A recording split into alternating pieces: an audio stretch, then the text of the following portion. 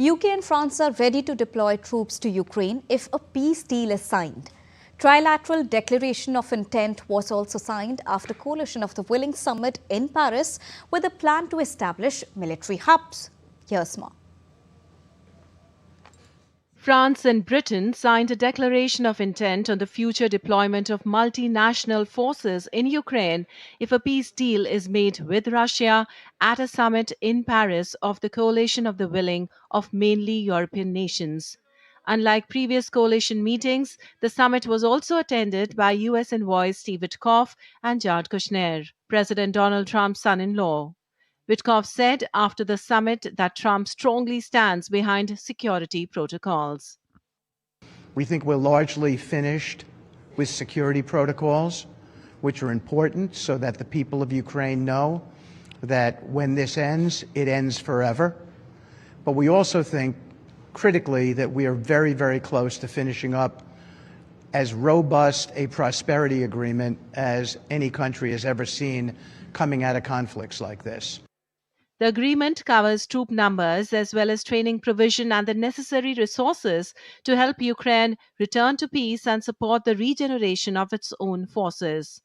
French President Emmanuel Macron said that the signing of security guarantees, including the deployment of a multinational military force, would dissuade further aggressions on Ukraine.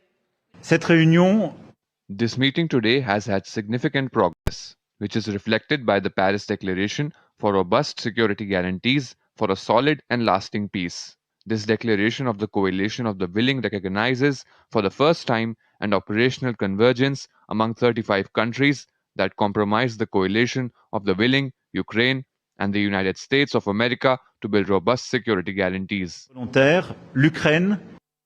UK Prime Minister Keir Starmer said that peace in Ukraine was closer than ever, but added a word of caution. It's important that we're starting the year like this.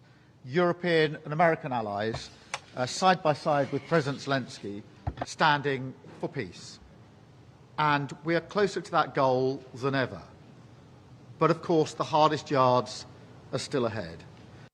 Ukrainian President Volodymyr Zelensky said Kyiv's allies had determined how a European deterrence force would operate in Ukraine following a ceasefire, as well as which countries would participate.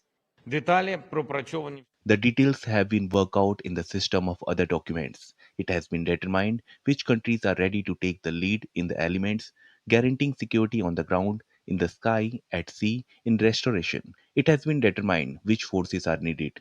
It has been determined how the forces will be managed, at what levels the command there will be. Meanwhile, Russia has repeatedly warned that any foreign troops in Ukraine would be a legitimate target.